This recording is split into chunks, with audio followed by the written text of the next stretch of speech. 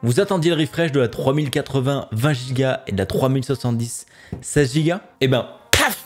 Comme ça, d'un coup d'un seul, elle n'existe plus. Je vous explique tout ça dans quelques instants. On parlera aussi de performance 3070 dans la deuxième partie de la vidéo. Ces cartes étaient initialement prévues pour un lancement courant décembre, d'après les rumeurs assez fondées qu'on avait pu entendre. Mais, coïncidence assez exceptionnelle, le jour où les spécifications des cartes graphiques d'AMD leak, Nvidia annule la 3080 20Go et la 3070 16Go. Étrange coïncidence, mais qui n'a pas forcément de raison d'être liée. Donc essayons de ne pas avoir le mal de partout ici. Même si on peut pas trop s'en empêcher quand même. On parle bien d'annuler les cartes ici et de pas les reporter à plus tard. Ce qui voudrait dire que ces cartes ne verraient jamais le jour. Théoriquement. Parce qu'on n'est pas à l'abri de quelques surprises.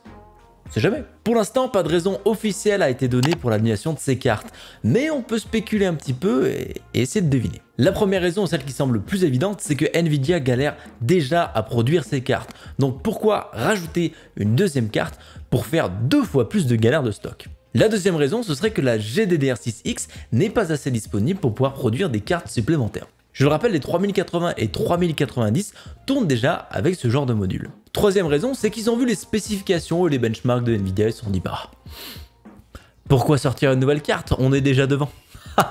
Quatrième raison, ce serait peut-être à cause de leur changement de TSMC.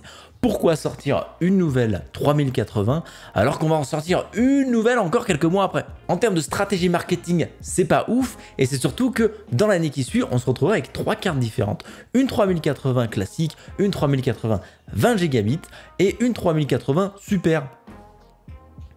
Tout en sachant que la Super sera en 7 nanomètres, donc plus puissante que les autres. On n'arrive déjà pas à choisir entre quelques plats dans les restaurants, alors imaginez avec tant d'options de cartes graphiques. Ça pourrait être confusant pour plus d'un. N'hésitez pas à me dire dans les commentaires si vous avez d'autres raisons que celles que j'ai pu évoquer juste à l'instant. Du coup, désolé pour tous ceux qui estimaient que ces 10 Gb n'étaient pas suffisants et qui attendaient les nouveaux modèles avec plus de VRAM pour les acheter.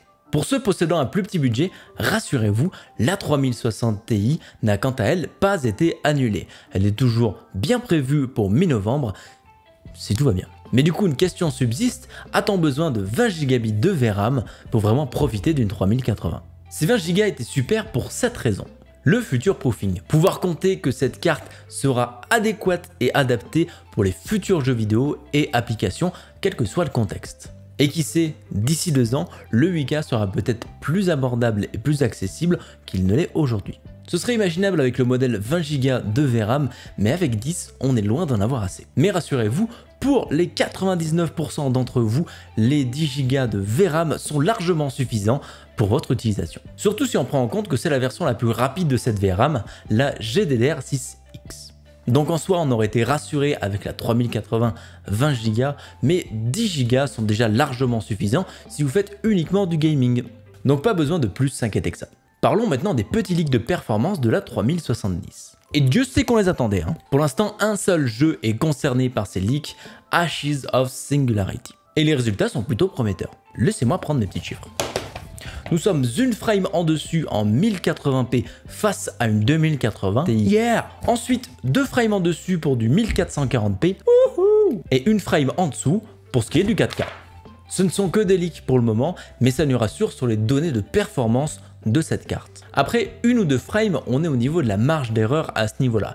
Donc on verra très certainement une 2080 Ti et une 3070 jouer des coudes dans les benchmarks. Et pour accompagner ça, on a aussi eu des leaks de benchmark Firestrike. Je ne vous ferai pas le détail ici, mais sachez juste qu'on est un petit peu au-dessus d'une 2080 Ti dans ces tests, ce qui est une très bonne nouvelle et qui vient appuyer le leak précédent. Et si vous voulez plus de détails, bien sûr, toutes les sources seront dans la description.